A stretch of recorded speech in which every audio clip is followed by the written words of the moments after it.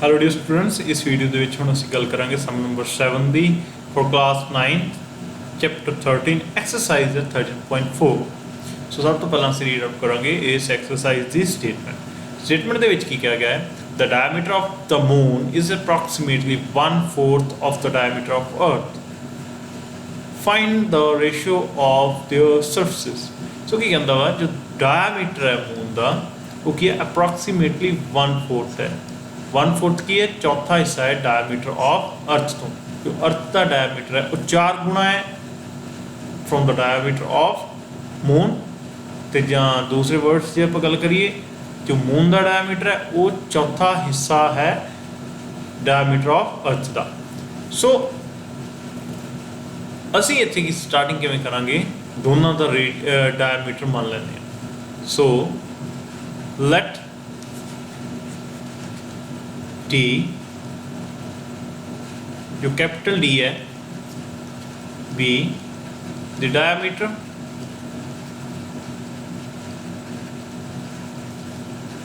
Of earth. ठीक है जी, जो कैपिटल डी है उसने की मान लिया diameter of earth. Also let small D be the diameter of moon. So moon का डायमीटर असीं की मान लिया स्मॉल डी। हुण रेडियस की होएगा इन रेडियस जो स्मॉल डी है पहला तो स्मॉल डी की होएगा। So small D according to question की होएगा, according to question small D will equal to जो स्मॉल डी है वो कितने बराबर होएगा कैपिटल डी एक ही है diameter of earth multiply by 1/4।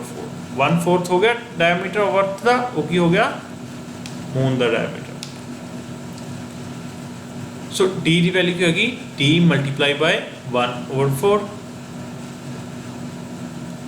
हुण की गल करांगे रेडियस की।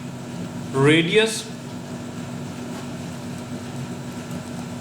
लेट कैपिटल आर जो है be the radius of earth. So capital R जो है वो की हो गया रेडियस ऑफ अर्थ। एक कितने बराबर होएगा जो डायमीटर सी अर्थ का वो की सी कैपिटल डी उस 2 ਦੇ ਨਾਲ ਜੇ डिवाइड कर दिए then we will get the radius of earth that will be equal to d by 2 units। ਹੁਣ सिमिलरली मून की गल करिए जे diameter radius let small r be the radius of moon. ठीक है, ਹੁਣ ਇਹਦੇ ਵਿੱਚ ਕੀ ਆ ਗਿਆ जो ਇਹਦਾ ਅਸੀਂ डायमीटर ਮੰਨਿਆ ਸੀਗਾ स्मॉलर d तो रेडियस ਕੀ ਹੋਏਗਾ d by 2। ਹੁਣ ਅਸੀਂ ਜਸਟ ਕੀ ਕਰਨਾ ਹੈ रेडियस ਇਹਨਾਂ ਦੇ फाइंड आउट करने ਆ।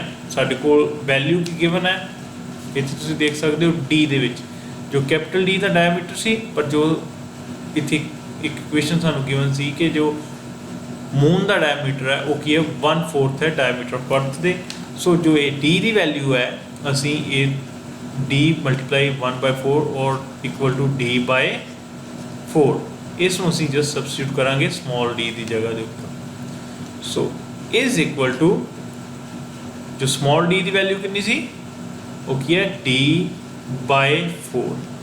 सो d by 4 असी लिख दिता स्मॉल d की जगह पे मल्टीप्लाई बाय 1/2 जो इतने सानू नीचे मल्टीप्लाई करना सी half diameter. So the radius of moon जिहड़ा in terms of capital D की आ गया d by 8। सो ये आ गया रेडियस ऑफ मून, ऊपर साडे कोल d by 2 की आ गया है रेडियस ऑफ अर्थ। ਹੁਣ ਅਸੀਂ ਕੀ ਫਾਈंड करना चाहिए स्टेटमेंट ਦੇ ਵਿੱਚ देखो find the ratio of their surface areas. ਅਸੀਂ फाइंड आउट करना है ratio of their surface area. वो किवें फाइंड आउट करांगे, देखो surface area of moon ratio of their surface area, यही ਅਸੀਂ फाइंड आउट करना सी।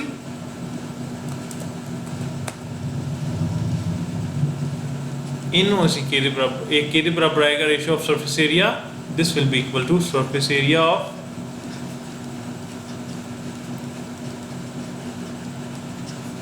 moon divided by surface area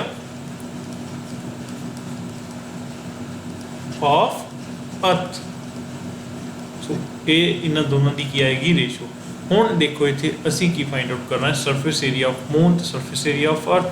सानू दोनों का रेडियस इत्थे पता चल चुका है कि रेडियस ऑफ मून की है तो रेडियस ऑफ अर्थ की है। सो असी रेडियस ऑफ मून ते रेडियस ऑफ अर्थ की वैल्यू यूज़ करके दोनों का सरफेस एरिया फाइंड आउट करांगे। सरफेस एरिया फाइंड आउट करके दोनों के सरफेस एरिया को आपस में डिवाइड कर देंगे।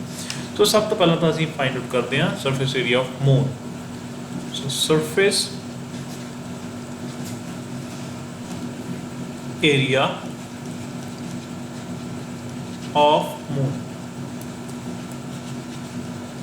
तो सरफेस एरिया ऑफ मून की आएगा। हुण देखो मून की शेप की स्फेरिकल है, स्फेरिकल एक स्फीयर बन गया। इतने मैं डायग्राम भी ड्रॉ की हुई है, ये वाली छोटा एक ही है, मून स्फेरिकल ऑब्जेक्ट है। सो इस द सरफेस एरिया का फॉर्मूला तुसीं सरफेस एरिया ऑफ स्फीयर दे विचों देख सकते हो, जो वीडियो है सरफेस एरिया ऑफ स्फीयर वाली। सो हुंदा की है 4 पाई, ये जो रेडियस है स्मॉल आर है, R square. Now we will substitute the value of its radius. वो कितना आया देखो इतने, वो आया है रेडियस जो R C radius of moon वो आया है d/8। सो ये वैल्यू इतने सब्सटीट्यूट कर देंगे आर स्क्वेयर की जगह पे 4 पाई आर स्क्वेयर की जगह पे क्या आएगा, आर की जगह पे आ गया d/8। इसका की करना है आप स्क्वेयर करना है। हुण फर्दर इनू जिन्ना कैलकुलेट कर सकते हैं करिए। 4 पाई नू इत्थे खोलने की कोई जरूरत नहीं है क्योंकि जो डिवाइड होए तो दोनों आपस में कट हो जाएंगे।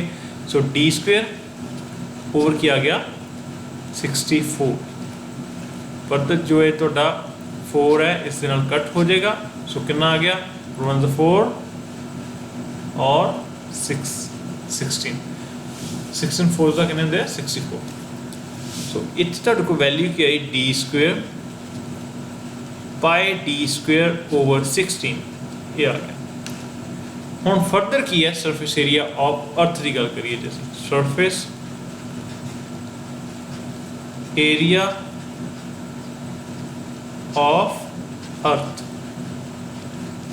तो सरफेस एरिया ऑफ अर्थ की गल करिए वो की होंदा है 4। हुण अर्थ भी एक ही है, स्फेरिकल ऑब्जेक्ट है। इत्थे मैं ड्रॉ किया हुआ है जिवें इसका रेडियस असीं कैपिटल आर सपोज किया सी। सो सरफेस एरिया ऑफ की होएगा लगना का फॉर्मूला स्फीयर का है 4 पाई आर स्क्वेयर आ गया इत्थे, ठीक है जी।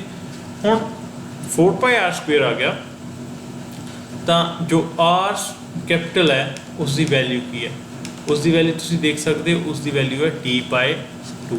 सो we will substitute this d/2 on the place of r। So 4 pi इतने r की जगह क्या आ गया d/2, इसका की हो जाएगा स्क्वेयर हो जाएगा।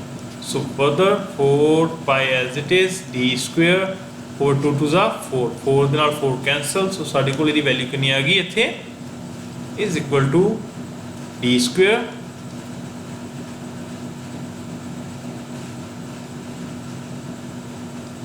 पाई d स्क्वेयर। तो साडे कोल इत्थे वैल्यू कितनी आ गई पाई d स्क्वेयर। हुण देखो दो सरफेस एरिया आ गए साडे कोल, अर्थ का भी आ गया और मून का भी आ गया। इनू सपोज कर लेने ए स्मॉल ए, इसमें सपोज कर लेने स्मॉल b दूसरी इक्वेशन, ठीक है। जो ऊपर सी साडे कोल इक्वेशन इनू सपोज कर लेने equation 1. Now substituting the values of a and b in equation 1. On substituting values of a and b in equation 1. So equation 1 ਦੇ ਵਿੱਚ ਜਦੋਂ ਅਸੀਂ ਵੈਲਿਊ ਸਬਸਟੀਟਿਊਟ ਕੀਤੀਆਂ ਤਾਂ ਸਾਡੇ ਕੋਲ ਕੀ ਆਏਗਾ ਇਕੁਏਸ਼ਨ 1 ਦੇਖੋ ਕੀ ਬਣਾਈ ਸੀ ਅਸੀਂ ratio of surface area so ratio of the surface area ratio of surface area of moon and earth. So इन्हां दी जो रेशो आएगी वो किहदे बराबर आएगी सरफेस एरिया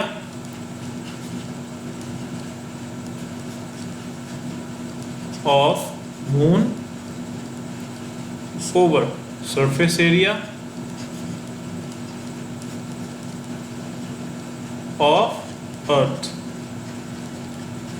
ਹੁਣ ਦੇਖੋ ਇੱਥੇ जस्ट ਅਸੀਂ ਇਹਨਾਂ ਦੀ ਵੈਲਿਊ ਸਬਸਟੀਟਿਊਟ ਕਰਾਂਗੇ ਉਹ ਵੈਲਿਊਜ਼ ਕਿਹੜੀਆਂ ਸੀ ਸਰਫੇਸ ਏਰੀਆ ਆਫ ਮੂਨ ਕੀ ਆਇਆ pi d square over 16 so we will substitute pi d square over 16 ਇਹ ਤਾਂ ਇੱਥੇ ਆ ਗਿਆ ਮਲਟੀਪਲਾਈ ਕੀ ਕਰਨਾ ਹੈ ਇਹਦੇ ਨਾਲ ਜਦ ਤੁਸੀਂ ਜੇ ਡਾਇਰੈਕਟ ਇਦਾਂ ਹੀ ਦੇਖਣਾ ਪਾਈ d ਸਕੁਅਰ ਓਵਰ 16 ਆ ਗਿਆ ਇਸ ਦੇ ਨੀਚੇ ਕੀ ਲਿਖਣਾ ਹੈ surface area of moon sorry surface area of earth so surface area of earth की है pi d square so we will just write pi d square over 1 इतना लिख सकते हैं now this will reciprocate so इन्हों ਅਸੀਂ कितना लिख सकते हैं pi d square over 16 इन्हों reciprocate करके multiply हो जाएगा 1 over pi d square ये सारा ऊपर चला जाएगा इत्थे ਤੇ ਸਾਈਨ ਕੀ ਲੱਗ ਜਾਏਗਾ ਮਲਟੀਪਲਾਈ ਦਾ ਹੁਣ ਦੇਖੋ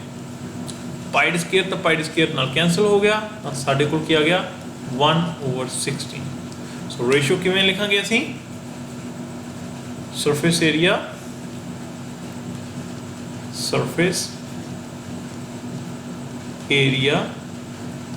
of moon ratio surface area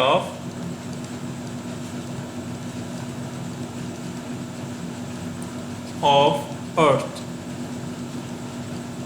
किस बराबर आएगा 1:16 सो इस तरीके दे नाल तुसीं की कर सकते हो इस सम नूं भी सॉल्व कर सकते हो